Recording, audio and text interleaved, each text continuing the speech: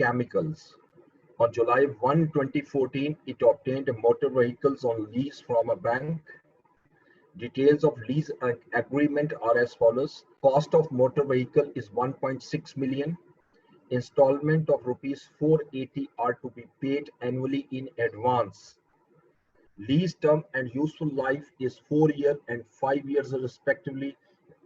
इस तीसरी लाइन को पढ़ा तो मुझे पता लग गया कि ये फाइनेंस लीज है, क्योंकि 80% उसकी यूजफुल लाइफ के इक्वल है लीज टर्म, जो कम से कम 75 होनी चाहिए. Rate implicit in the lease 13.701% है. ML follows a policy of depreciating the motor vehicles over their useful life on the straight line method. However, the tax department allows only the lease payment as deduction of from taxable profits. The tax rate applicable to the company is 30%. ML accounting profit before tax for the year ended June 30, 2015 is 4.9 million. There are no temporary difference other than those evident from the information provided below. अब इस question की दो requirement थी. एक तो general entries उसने मांगी हुई थी, ये पास पेपर का क्वेश्चन है, और सेकंड एक्सट्रैक्ट मांगे हुए थे. ठीक है, तो हम इसमें नोट्स भी एडिशन कर लेंगे. अब जो एग्जाम का स्टाइल है वो जरा आपने याद रखना है कि वो यही स्टाइल होता है कि वो दो स्टैंडर्ड को मिक्स कर रहा होता है. ऐसा एक या दो क्वेश्चन पेपर में मस्ट आते हैं यहाँ पर एक या दो स्टैंडर्ड जो है दो स्टैंडर्ड वो मिक्स कर रहा होता है. ठीक है, इवन आपके जो ये लास्ट अटेम्प्ट है उससे पिछले अटेम्प्ट में एक क्वेश्चन आया था जिसमें 3 स्टैंडर्ड उसने कंबाइन कर दिए थे. तो वो जरा आपने इसकी प्रैक्टिस करेंगे तो समझ में आएगा. So let's start. देखिए, इसमें पहले उसने जर्नल एंट्रीज मांगी हुई है, तो हम पहले जर्नल एंट्रीज ही करेंगे. और ये क्वेश्चन है हमारे पास मार्स एग्जाम्पल 28, मार्स लिमिटेड, और पेज है 344.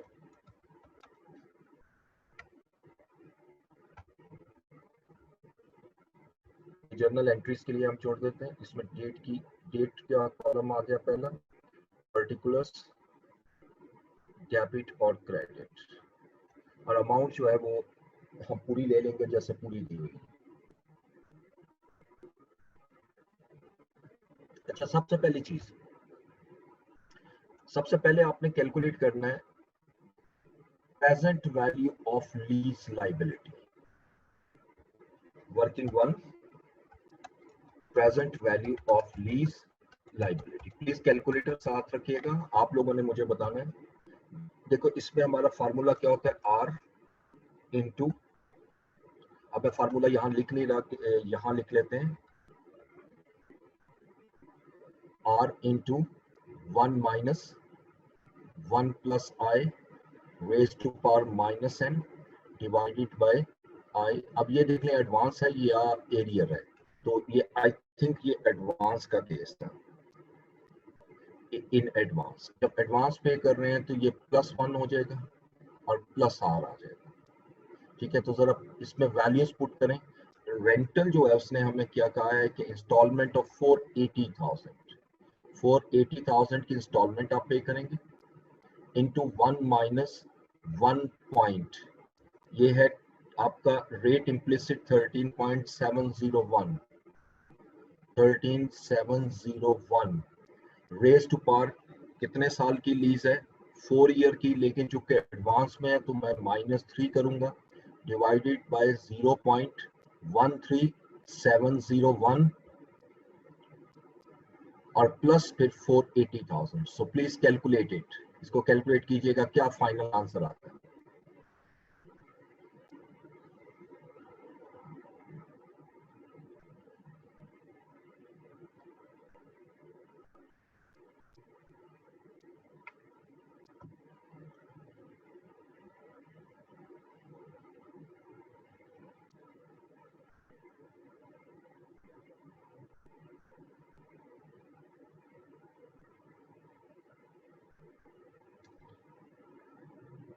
कैलकुलेटर आप लोगों के पास लगता नहीं है. 633,451. ये यहाँ पे मुझे लगता है गलत बात है, मेरे पास आ रहा है 1599998.39, ठीक है मेरे पास। 15999998। हाँ जी, तो ये चूंकि 2 रुपीज का सिर्फ डिफरेंस है, बल्कि 1 पॉइंट सम का, तो इसको हम लिख सकते हैं 1.6 मिलियन। हमें जो आंसर आ रहा है ना वो आ रहा है 1599998 पॉइंट समथिंग है, ठीक है। तो हम इसको बजाय ये करने के 998 ले, तो ये 2 रुपीज का फर्क हम नहीं लेते, ये 1.6 मिलियन आ गया। अब फेयर वैल्यू एसेट देखें, या कॉस्ट ऑफ व्हीकल जो है वो भी 1.6 मिलियन है। तो present value of lease liability जो है वो मेरे पास कैलकुलेट होकर आ रही है रुपीज 1.6 मिलियन। अच्छा, अब हमने जो पढ़ा था कि हमने डेबिट करना है right of use asset. Right of use asset में मैक्सिमम 4 चीजें आनी है। एनी पेमेंट मेड बिफोर और आफ्टर, बिफोर और एट द लीज पेमेंट, वो आ चुका है सारा। नंबर 2, लीज लाइबिलिटी वो कैलकुलेट हो चुकी है, वो यही अमाउंट है 1.6 मिलियन। नंबर 3, आईडीसी वो इस क्वेश्चन में गिवन नहीं है। नंबर 4, डिसमेंटलिंग कॉस्ट वो इस क्वेश्चन में गिवन नहीं है, ठीक है। तो सिंपल 1.6 मिलियन से मैं इसकी एंट्री पास करूंगा। और किस डेट को लीज हो रही है? 1/4/14 को, 1 जुलाई 14 को हम डेबिट करेंगे राइट ऑफ यूज एसेट। ये डेबिट हुआ, और क्रेडिट करेंगे उसके अगेंस्ट लीज लाइबिलिटी, और ये अमाउंट आएगी 1.6 मिलियन।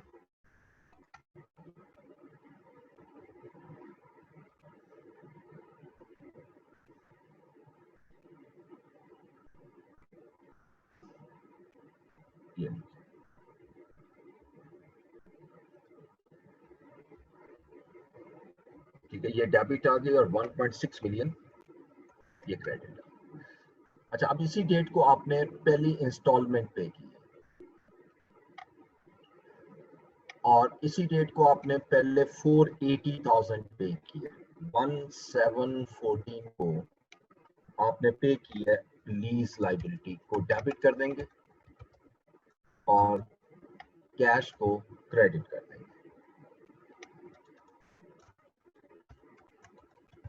या बैंक को क्रेडिट कर देंगे, और 480,000 हम पे कर रहे हैं डेबिट, और 480,000 क्रेडिट। ठीक है जी, ये तो आगे स्टार्टिंग की एंट्री, इनिशियल रिकॉग्निशन। अच्छा, अब इसके बाद मुझे क्या करना है? ये नई बात है, मैंने आगे फाइनेंस कॉस्ट वगैरह रिकॉर्ड करनी है साल के एंड पे 30 जून 2015। तो हम स्केड्यूल बना लेते हैं यहाँ पर, वर्किंग टू स्केड्यूल, और इसमें हमारे पास पहला कॉलम हुई डेट, उसके बाद लीज लाइबिलिटी का brought forward balance, then finance cost, उसके बाद फिर हम इसमें रेंटल माइनस करेंगे, और लीज लाइबिलिटी का कैरी फॉरवर्ड बैलेंस आ जाएगा। 1/4/14 को हमारी लीज लाइबिलिटी का ओपनिंग बैलेंस 1.6 मिलियन का, ठीक है। इस पे फाइनेंस कॉस्ट आएगी 0, क्योंकि हम उसी डेट को पेमेंट कर रहे हैं, उसी डेट को हम पेमेंट कर रहे हैं 480,000 एडवांस में पेमेंट है। तो अब लीज लाइबिलिटी का जो मेरा क्लोजिंग बैलेंस आएगा वो आ जाएगा आपका 1.12 मिलियन। अब अगली इंस्टॉलमेंट में मैंने पे करनी है अगले साल के शुरू में 1/4/15। अब इसमें ये जो लाइबिलिटी आ रही है ये ओपनिंग बैलेंस आ जाएगा। फाइनेंस कॉस्ट मैंने कैलकुलेट करनी है 13.701%, 13,701 ये फाइनेंस कॉस्ट आ गई। रेंटल मेरा वही रहेगा 480,000। तो मेरे पास क्लोजिंग बैलेंस आ जाएगा लीज लाइबिलिटी का 793,451। इसे आगे मुझे जाने की जरूरत नहीं है, क्योंकि एक साल का डाटा में मेरा पर्पस सर्व हो जाएगा। अब 30 जून 2015 मैं पहले फाइनेंस कॉस्ट रिकॉर्ड करूँ, हालांकि पेमेंट मैंने करनी है, फर्स्ट 4 लिखा गया 7 है, यानी फर्स्ट 7 को मैंने पेमेंट करनी है, जो कि अगला अकाउंटिंग ईयर है, लेकिन इसकी जो फाइनेंस कॉस्ट है वो इस साल रिकॉर्ड होगी। तो मैं फाइनेंस कॉस्ट रिकॉर्ड करता हूँ, फाइनेंस कॉस्ट डेबिट। और यहाँ पर अब 2 मेथड होते हैं जो आप देखते हो अभी, जैसे पिछला क्वेश्चन भी आपने किया होगा तो आपने देखा होगा, तो उसमें लीज लाइबिलिटी में लिया हुआ है। नॉर्मली तो हम लीज लाइबिलिटी की रूटीन में एंट्री करते हैं, लेकिन आप अक्रूड फाइनेंस कॉस्ट भी लिख सकते हो, ये सेकंड मेथड, और मैं हमेशा इसी को रिकमेंड करता हूँ। इवन पास पेपर का सोल्यूशन भी आप देखो तो आपको यही मिलेगा, तो इससे आसान हो जाती है कैलकुलेशन, अक्रूड फाइनेंस कॉस्ट। ठीक है, ये आपने जो अगले साल इंटरेस्ट पे करना है 153 451 का, वो इस साल रिकॉर्ड होगा। उसके बाद साल के एंड पे आपने डेप्रिसिएशन रिकॉर्ड करनी है राइट ऑफ यूज एसेट पर, डेप्रिसिएशन एक्सपेंस डेबिट और एक्यूमुलेटेड डेप्रिसिएशन क्रेडिट कर दूंगा। और डेप्रिसिएशन अब कितने सालों की आएगी, देखें लीज टर्म में आपकी 4 ईयर और 5 ईयर रिस्पेक्टिवली। अच्छा, अब यहाँ पर ऑनरशिप किसके पास ट्रांसफर हो रही है, ये मेंशन उसने नहीं किया हुआ। जब नहीं किया होता तो आप कोई भी असम्पशन लेते हैं, नॉर्मल असम्पशन हम यही लेते हैं कि ऑनरशिप ट्रांसफर हो जाएगी। जब ऑनरशिप ट्रांसफर हो जाएगी तो मैं 5 ईयर्स को उसको डेप्रिसिएट करूंगा, ठीक है, यूजफुल लाइफ पे।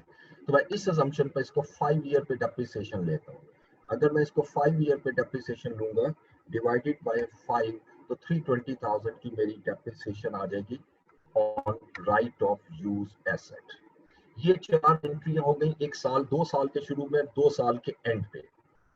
अब 30 जून 2015 को मुझे करंट टैक्स की एंट्री पास करनी है। वो एंट्री मैं पहले ही कर सकता हूँ, टैक्स एक्सपेंस डेबिट और करंट टैक्स क्रेडिट या प्रोविजन फॉर टैक्स क्रेडिट। अब इसके लिए मुझे वही वर्किंग बनानी है जो आप सीख चुके हो, working number 3, that is current tax calculation.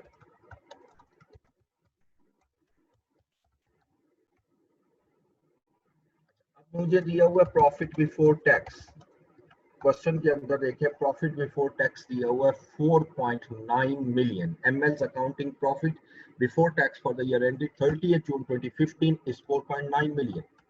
ये मैं अमाउंट यहाँ लाया आता हूँ 4.9 मिलियन। अब इसमें जो स्वाय इस डिफरेंस के और कोई डिफरेंस नहीं है, तो लिहाजा इसमें ऐड बैक करूंगा दो चीजें, एक तो फाइनेंस कॉस्ट, क्योंकि इसको वो अलाउ नहीं करता स्टैंडर्ड। फाइनेंस कॉस्ट मेरी ऐड हुई 153 451, और ऐड करूंगा इसमें डेप्रिसिएशन एक्सपेंस, और डेप्रिसिएशन मेरी आ रही है 320,000। ये दोनों ऐड किए, और इसमें से साथ ही मैं लेस कर देता हूँ रेंटल पेड, रेंटल पेमेंट, जो रेंटल पे कर रहे हो वो टैक्स अलाउ करता है 480,000। ये लीज का कॉन्सेप्ट हम IAS 12 में भी मैंने समझा दिया हुआ था, लेकिन अब चूंकि हम प्रॉपर क्वेश्चन कर रहे हैं तो इसलिए जरा देखिएगा कि अकाउंटिंग ट्रीटमेंट जितना भी होता है वो रिवर्स कर दिया जाता है और टैक्स ट्रीटमेंट इनकॉर्पोरेट करेंगे। अब इसको प्लस कर ले पहले, ये जो टोटल आ रहा है this one is known as taxable income, taxable profit. और इस पर मैं करंट टैक्स निकालूंगा। रेट ऑफ टैक्स दिया हुआ है इसने, rate applicable to the company is 30%, current tax at 30%। अब इसका 30% लीजिएगा, ये मेरा करंट टैक्स आ गया, ठीक है, 1468035। इसकी एंट्री पास कर दूंगा 1468035। अच्छा, अब मुझे सेकंड स्टेप पे कैलकुलेशन करनी है डेफर टैक्स की। डेफर टैक्स की कैलकुलेशन करेंगे हम वर्किंग फॉर,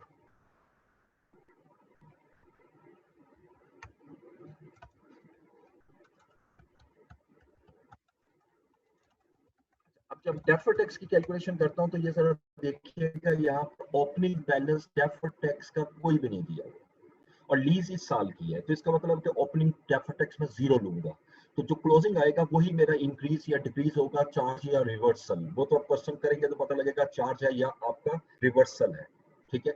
तो अब यहाँ पर आपने उसी तरह एसेट और लाइबिलिटीज का कॉलम बनाया, कैरिंग अमाउंट ली, कैरिंग वैल्यू, टैक्स बेस ली, और इसका डिफरेंस दिया तो whether it is taxable difference और डिडक्टेबल टेम्परेरी डिफरेंस, और इसके अगेंस्ट क्या डेफर टैक्स लाइबिलिटी क्रिएट होगी या डेफर टैक्स एसेट क्रिएट होगी। अब एसेट में दो ही चीजें आएंगी, एक राइट ऑफ यूज एसेट। अब राइट ऑफ यूज एसेट की कैरिंग अमाउंट मैंने निकालनी है। देखें ये एसेट आपका डेबिट हुआ था 1.6 मिलियन से, और इसमें आपने 3.2 मिलियन की डेप्रिसिएशन रिकॉर्ड कर दी। ये 1.28 मिलियन आपकी कैरिंग वैल्यू आ गई। टैक्स बेस इसकी नेचुरली जीरो होगी क्योंकि टैक्स इस लीज को नहीं मानता। वो कहते हैं जी कि जो आपने रेंटल पे किया बस वो एक्सपेंस है, तो कोई एसेट नहीं, कोई लाइबिलिटी नहीं। अब चूंकि ये हमारा एसेट है तो ये टैक्सेबल डिफरेंस में आएगा, इसकी कैरिंग अमाउंट जीरो ज्यादा है, ये मेरा टैक्सेबल डिफरेंस आ गया। उसके बाद मैं लूंगा लीज लाइबिलिटी। अब लीज लाइबिलिटी का जो क्लोजिंग बैलेंस आ रहा है वो मेरे पास आ रहा है 1120। ठीक है, ये ऊपर देखिएगा 30th जून 2014 30th June 2015, तो ये 1715 है। तो यानी ये जो बैलेंस आ रहा है ये टिल 30th June 2015 यही बैलेंस है। तो ये लाइबिलिटी का बैलेंस यहां से लूंगा मैं, और इसकी टैक्स बेस जीरो है, तो ये आपका डिडक्टेबल डिफरेंस हो गया है 1120,000। उसके बाद फिर अक्रूड फाइनेंस कॉस्ट। अक्रूड ये जो आपकी 153,451 की अमाउंट आ रही है जो अगले साल, वो इस साल की आपकी अक्रूड फाइनेंस कॉस्ट है। इसकी टैक्स बेस आपकी जीरो ही होगी, माइनस 153,451।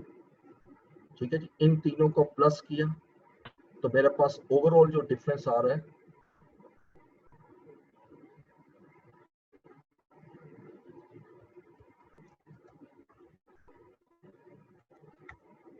दैट इज ओनली 6549, और ये टैक्सेबल डिफरेंस है। अब इसका 30% ले लेते हैं, ये 1965।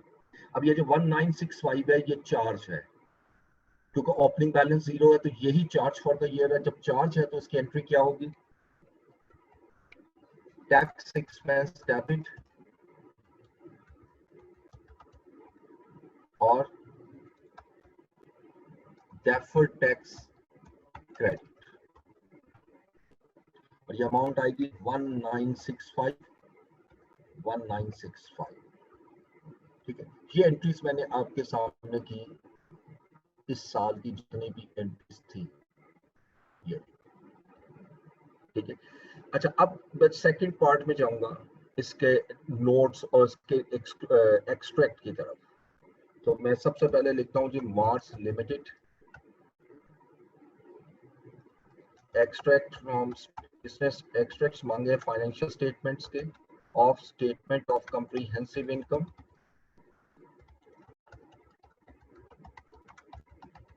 और उसके बाद for the year ended 30th June 2015, और इसके कोई कंपैरेटिव नहीं है, सिर्फ एक ही साल का डाटा है, मैं उसी को यूज करूंगा।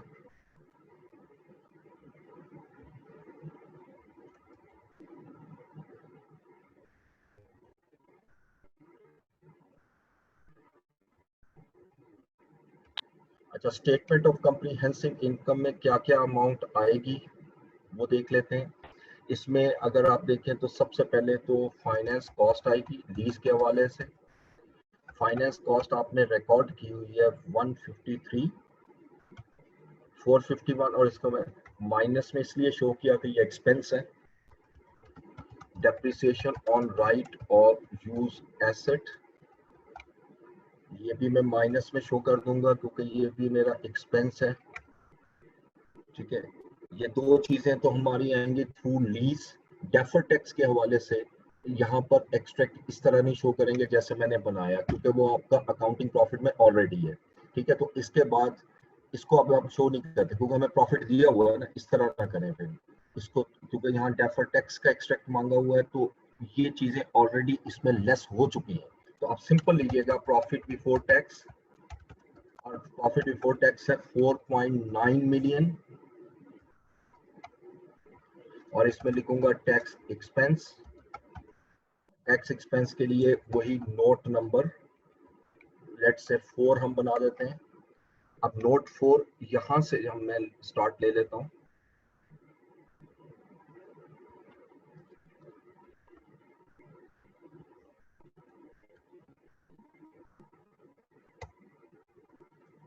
Notes to the accounts.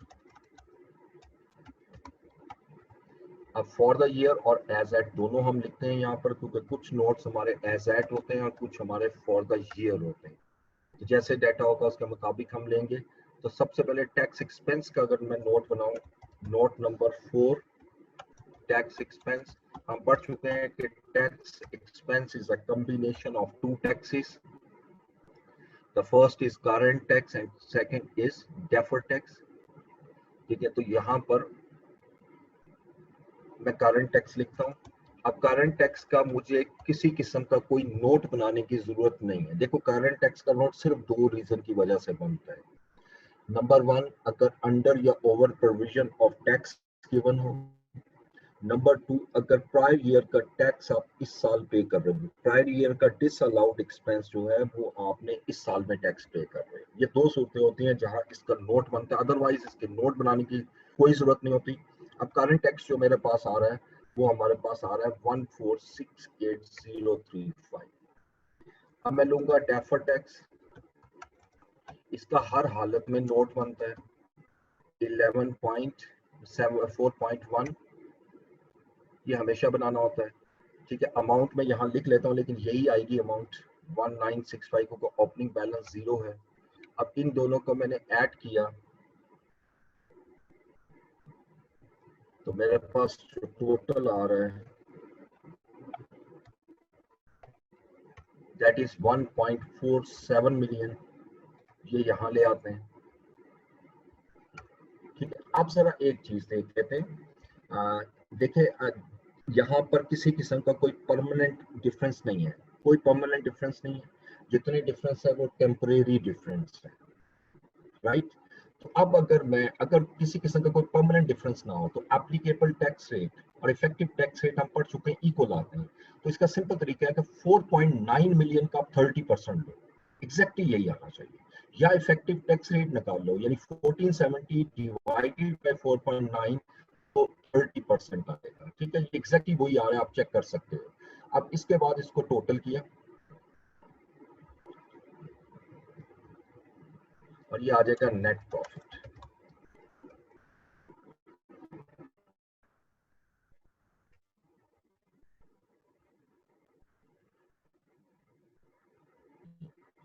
ठीक है, अच्छा, अब इससे नीचे नोट 14 4.1 भी बना लेते हैं।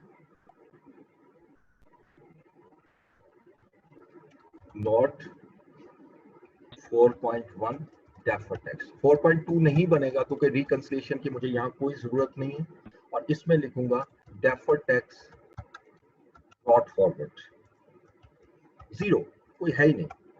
ठीक है, दरमियान में आएगा चार्ज फॉर द ईयर, तो चार्ज आ रहा है इसलिए मैं चार्ज का ही वर्ड लिख रहा हूँ। और फिर मैं लिखूंगा डेफर्ड टैक्स क्लोजिंग बैलेंस, और डेफर्ड टैक्स अब क्लियरली लिख रहा हूँ लाइबिलिटी कैरी फॉरवर्ड। अब लाइबिलिटी का जो क्लोजिंग बैलेंस आ रहा है वो 1965 है। जितनी बात है कि फिर चार्ज फॉर द ईयर भी 1965 रहा, और ये अमाउंट मैं यहाँ लेकर आया। ठीक है, ये डेफर्ड टैक्स का हमारा नोट आ जाएगा। देन आगे चलिएगा नेक्स्ट। अब मैं लीज की तरफ आऊंगा। लीज का जो होता है ना वो स्टेटमेंट ऑफ फाइनेंशियल पोजीशन से रिलेट करता है। Extract from statement of financial position, और यहाँ फॉर द ईयर की बजाय आप लिखोगे एज एट। ये सारा खत्म करेंगे।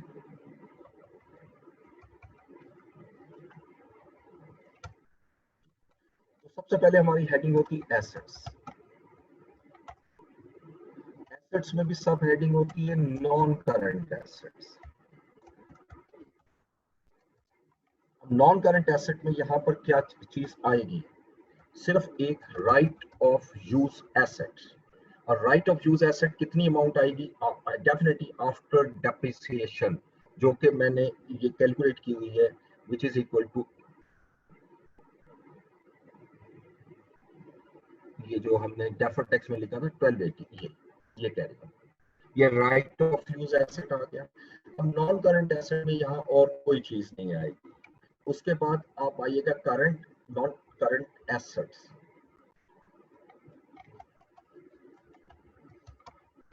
अच्छा, करंट एसेट में तो यहाँ पर वैसे ही कोई चीज नहीं आएगी, आती नहीं है। अब आइएगा यहाँ पर नॉन करंट लाइबिलिटीज।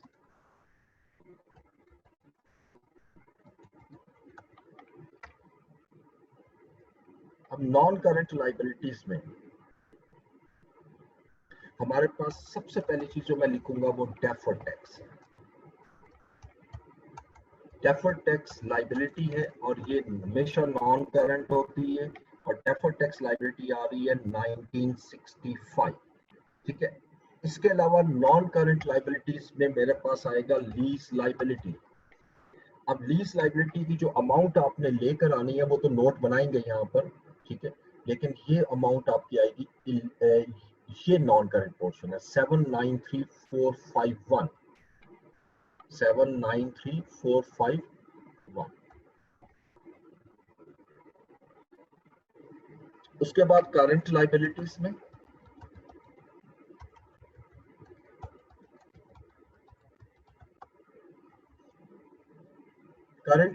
में सबसे पहले मैं लिखूंगा करंट टैक्स, और करंट टैक्स हमारा जितना भी आया वो सारा पेएबल में आ जाएगा, और करंट टैक्स है 1468035। इसके बाद नेक्स्ट आ जाएगा इसमें करंट टैक्स में current portion of lease liability.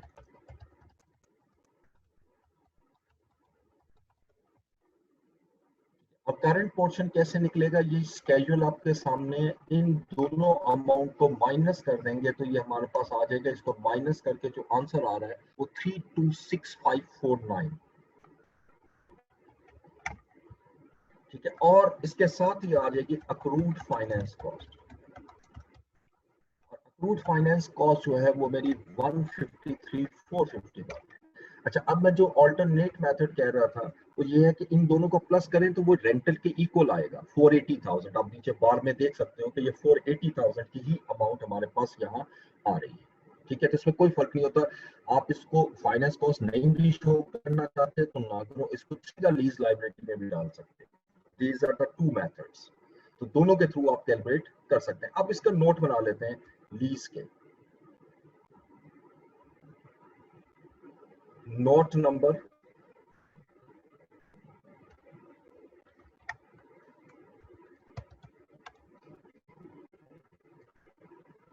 12.1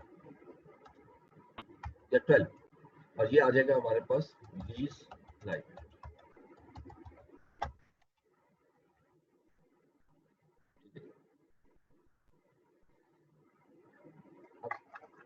ji, Arfa ma'am, Arfa मौजूद है यहाँ पर?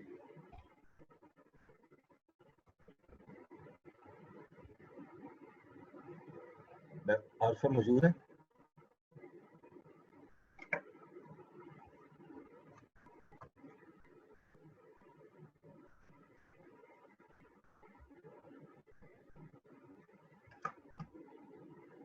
अच्छा जी, तो इसको कंटिन्यू करते हैं 1 मिनट से।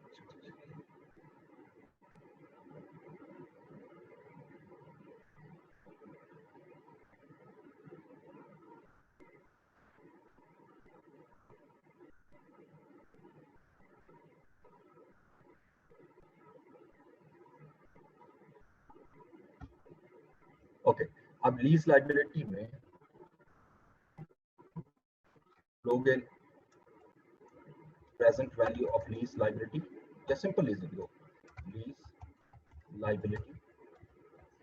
अब लीज लाइबिलिटी मेरे पास कितनी आ रही, हमारे पास ओवरऑल 1120,000 है।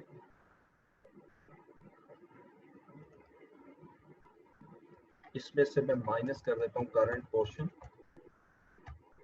जब करंट पोर्शन में लूंगा ना तो इसमें फाइनेंस कॉस्ट भी इंक्लूड होगी, यानी सीधा सीधा मैं 480 माइनस कर देता हूँ, -480,000 जो अगले साल पे करते हैं। अब इन दोनों का जो डिफरेंस आएगा, this is not as non current portion. ठीक है, अब ये चूंकि लीज लीज लाइबिलिटी का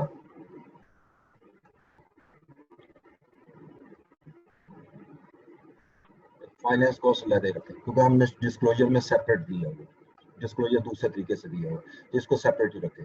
तो यहाँ पर करंट पोर्शन किस तरह आएगा, दिस अमाउंट और दिस अमाउंट, इसका डिफरेंस ये आ जाएगा। तो ये मेरे पास नॉन करंट पोर्शन आ जाएगा। वो दूसरे मेथड में आप पूरा शो करते हैं, जो मैंने आपको बताया दूसरा मेथड, इसमें आपने एक ही रखना है इसी मेथड। तो ये करंट पोर्शन आ गया, नॉन करंट पोर्शन आ जाएगा दिस वन। ये दोनों अमाउंट इससे निकल आई, करंट भी और नॉन करंट भी। अब आइएगा मैच्योरिटी एनालिसिस।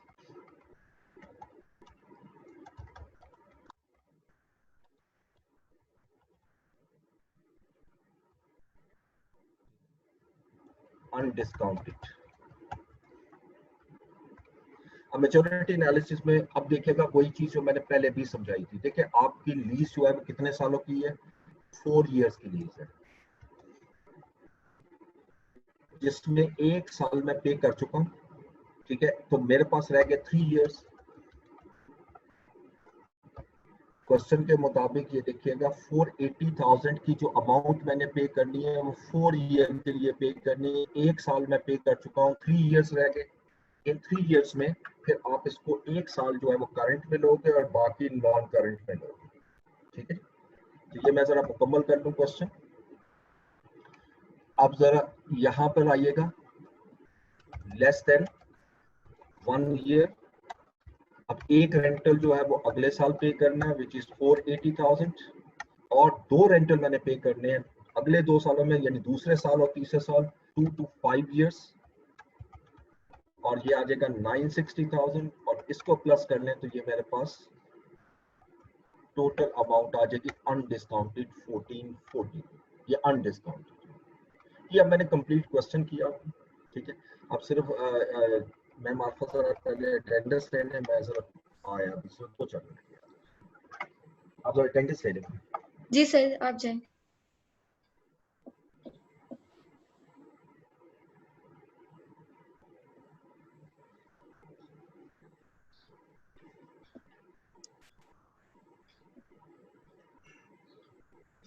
स्क्रीन शेयर नहीं होगी स्टूडेंट्स, तो आप लोगों ऐसे ही बोल देना मुझे, ठीक है।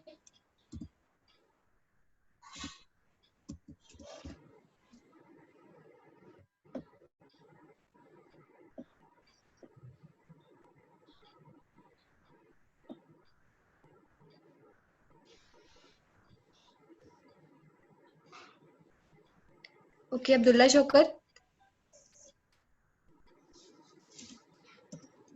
Ahmad Ishfaq, Present. Ansa Shafiq, Arsalan Zafar, Asad Munir, Eman Mujeeb, Present, ma'am. दुरे Shahwar, Present, ma'am. Iman Tariq, Faez, Present. Fahad Ahmad Khwaja, Fajar Afzal, Gule Rana,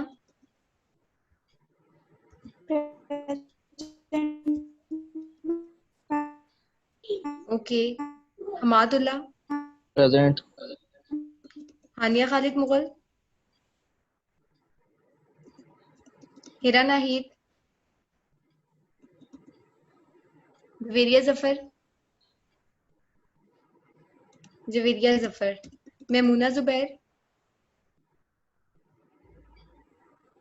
Mahwish Khan, Mahwish Khan, Mishal Zameer, Mishal Zameer, Muhammad Ahmad, Muhammad Ahmad, Muhammad Ali,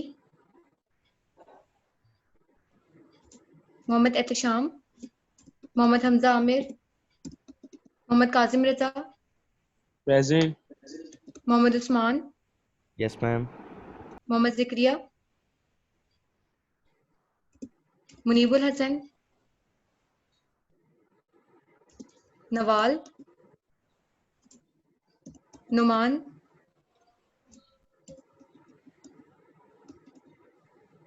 परवेशा Mahmood, Present, ma'am. Qurratulain Aslam,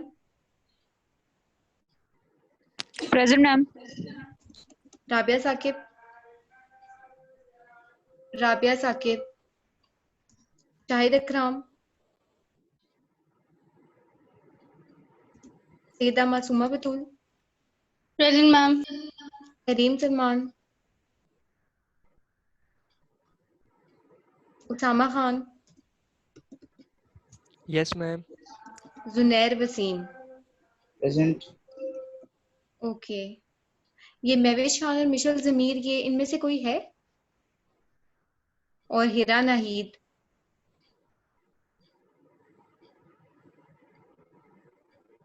okay, thank you. Ma'am, present. Hira Nahid, present. ठीक है, हिरा आपकी लगा दिया।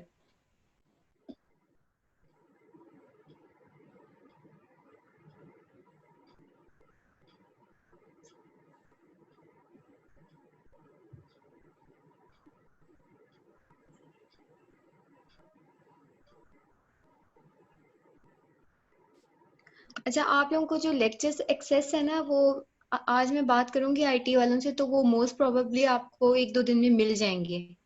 ठीक है, जो रिमेनिंग आप लोगों के रह गए हैं IS 12 के, कुछ तो मैंने दे दिए हैं, कुछ जो रह गए हैं वो मैं आप लोगों को प्रोवाइड कर दूंगी। CMA के काफी ज्यादा मिसिंग है, तो जो स्टूडेंट CMA के है ना, उनको मैं बहुत जल्द ही वो प्रोवाइड कर दूंगी। मैंने IT वालों को बोला है, तो जैसे इशू रिजॉल्व होता है तो आप लोगों को प्रोवाइड हो जाएंगे। ठीक है, यहाँ पे CMA वाले हैं 1-2? Yes, ma'am. ठीक है, जैसे इशू रिजॉल्व होगा मैं आप लोगों को प्रोवाइड कर दूंगी। ठीक है, थोड़ा सा आप लोग वेट कर लो।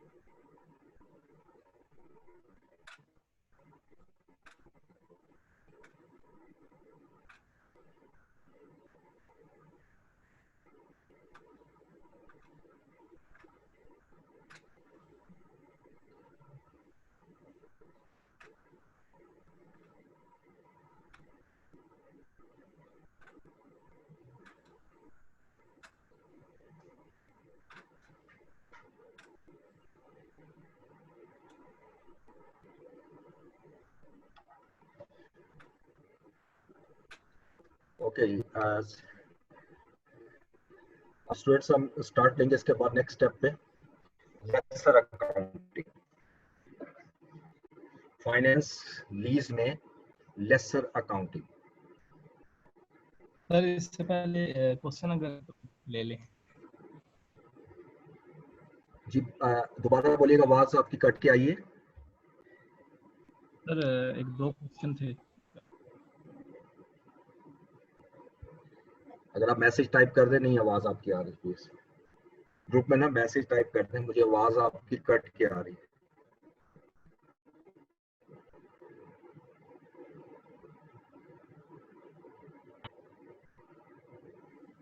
सर अभी आ रही है क्लियर? जी अभी क्लियर आ रही है आवाज? हाँ अब आ रही है, थोड़ी सी आ रही है, बोलिए आप। सर ये जो लेसी की हमने की है, इसके अंदर सर एग्जाम्पशंस जो दी हुई हैं एक पेज के ऊपर, ये ओके, हमारे सिलेबस में हैं? ये बिल्कुल है आपके सिलेबस में। खैर सर इस वो ये मैं अभी आपको बता देता हूँ। एक सर वो एक्चुअली की भी दी। जी जी प्लीज।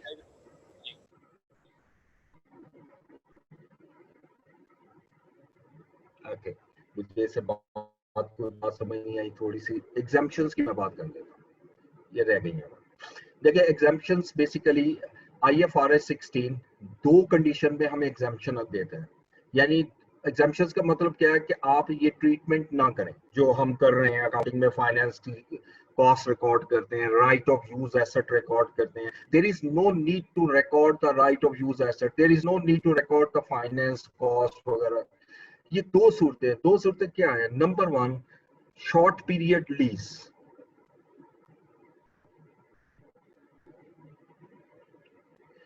यानी ऐसा लीज एग्रीमेंट जिसका जो ड्यूरेशन है वो नॉट मोर देन 1 ईयर, यानी अप टू 1 ईयर होगी, उसको शॉर्ट पीरियड हम लीज का नाम देते हैं। ठीक है, अब जो कि 1 साल की लीज है, service issue is okay okay sir, ठीक है। शॉर्ट पीरियड लीज जो है वो लीज है जिसका आपकी ड्यूरेशन 1 साल तक है। अब चूंकि 1 साल तक है तो इसलिए इसके लिए स्टैंडर्ड ये एग्जाम्पशन देता है कि आप बेशक इसको लीज की तरह रिकॉर्ड ना करो, सिंपल एक्सपेंस आउट कर दो। यानी जितना रेंटल पे किया वो सारा एक्सपेंस आउट हो जाएगा, जैसे टैक्स अलाउ करता है। ठीक है, हाँ अलबत्ता यहाँ एक चीज का जरूर ख्याल रखना है कि अगर आपका लीज 1 साल की है लेकिन 2 अकाउंटिंग पीरियड में फॉल कर रही है, जैसे होता है ना, मतलब 1 साल का आपने रेंट एडवांस पे कर दिया तो 6 महीने इस साल के हैं, 6 महीने अगले साल के हैं, तो आप उसको अक्रूवल और प्री पेमेंट के थ्रू एडजस्ट करते हो। यहाँ पर भी यही कॉन्सेप्ट है कि आपने उसको 2 सालों में जरूर लेके जाना है, लेकिन वो सिंपल अक्रूवल और प्री पेमेंट के कॉन्टेक्स्ट के मुताबिक। सेकंड एग्जाम्पशन दी हुई है लो वैल्यू आइटम्स को, लो वैल्यू लीज।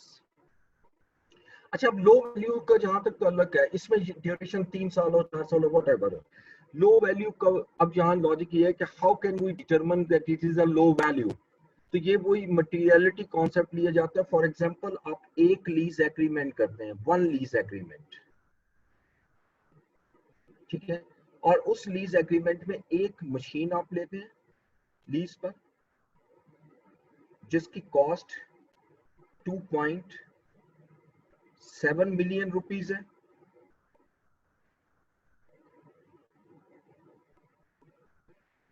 और साथ में एक फर्नीचर का एक पोर्शन आप बाय करते हैं जिसकी कॉस्ट 0.01 मिलियन,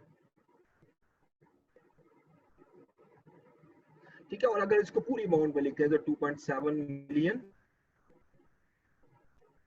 और 100,000, ठीक है। तो अब यहां पर अगर आप देखें तो this amount will be considered as low, can be treated as low value lease. जब मैं इसको कंपैरिजन करता हूं तो ये एक ऐसी वैल्यू है जो सिग्निफिकेंटली लोअर है। और अगर मैं 100,000 को, क्योंकि मेरा पूरा अकाउंटिंग ईयर जो है, अकाउंटिंग में जो अमाउंट है वो मिलियंस में जा रही है, क्योंकि एक लीज अगर 2.7 की कर रहे हैं तो ऑब्वियसली उसमें जो एक्सपेंसेस, प्रॉफिट्स वगैरह वगैरह आ रहे हैं वो भी तो आपके उतने की अमाउंट के ही होंगे, मिलियंस के, तो उसमें ये कोई मैटर नहीं करती अमाउंट। तो लिहाजा इस लीज के लिए भी हम इसको लो वैल्यू लीज में फॉल कर सकते हैं और करने के बाद एग्जेम्पशन क्लेम कर सकते हैं, और लीज का ट्रीटमेंट जो IFRS 16 में हमने पढ़ा है उसको अप्लाई करने की जरूरत नहीं है। तो जहां पर एग्जेम्पशन आप अप्लाई करते हो, एग्जेम्पशन को यूज करते हैं, वहां पर आप सिंपल एक्सपेंस आउट कर देते हैं, यानी आपके जो रेंटल्स हैं वो आपके एक्सपेंस के तौर पर शो हो जाते हैं, वहां पर लीज ट्रीटमेंट अप्लाई करने की जरूरत नहीं, ठीक है। इसी तरह एक और कॉन्सेप्ट होता है जिससे चेंज इन लीज। ये भी पिछले साल से इन्होंने आपके बुक से निकाल दिया है, ये ना सिलेबस से पहले होता था चेंज इन लीज, वो चाहे पीरियड की वजह से हो, रेंटल की वजह से हो, रेट इम्प्लिसिट की वजह से हो, तो वो डेफिनेटली उसको हम कैलकुलेट करते थे और उसका इफेक्ट जो है वो लेकर जाते थे। लेकिन चूंकि ये अब एग्जामिनेबल नहीं है तो इसलिए ये भी वर्ड पढ़ोगे जरूर उसके अंदर, लेकिन इसके अंदर कोई आपको फर्दर डिटेल गिवन नहीं है बुक में। ये वर्ड आपको जरूर मिलेगा चेंज इन लीज, जो उसकी चेंज की वजह से जो इफेक्ट आ रहा है वो आप उसमें ऐड करते हो, ठीक है। मिसाल के तौर पे अगर आपकी चेंज लीज टर्म में चेंज आती है और चेंज की वजह से आपकी लीज लायबिलिटी बढ़ेगी, अगर बढ़ती है तो स्टैंडर्ड हमें ये कहता है कि इसका effect right of use asset पर भी आएगा। तो ये आप जब राइट ऑफ यूज एसेट पढ़ रहे होगे तो आपको ये नजर जरूर आएगा, लेकिन इसकी कैलकुलेशन आपको एग्जामिनेबल नहीं, ठीक है। तो अब इससे अगला जो पोर्शन है ये सबसे अहम है, लेसर अकाउंटिंग।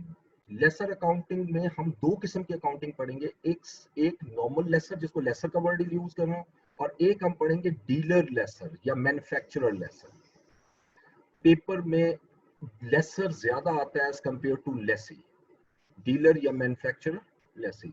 तो ये इंशाल्लाह कल हम स्टार्ट लेंगे इन दोनों को, क्योंकि सिर्फ 2 मिनट रह गए, तो 2 मिनट में मैं इसको नहीं छेड़ना चाह रहा, तो कल इसको हम स्टार्ट करें, ठीक है। कोई क्वेश्चन है तो पूछ लें, लास्ट मिनट है तो क्वेश्चन है तो पूछ लें।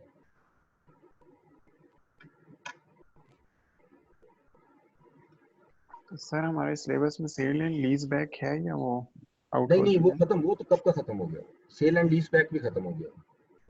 बस अब हमारी लेसर अकाउंटिंग रह गई, और थोड़ा सा हिस्सा जो रह गया, थोड़ा सा मामूली सा हिस्सा जो रह गया वो इसका रह गया हमारा ऑपरेटिंग लीज, तो वो होता ही छोटा सा, ठीक है।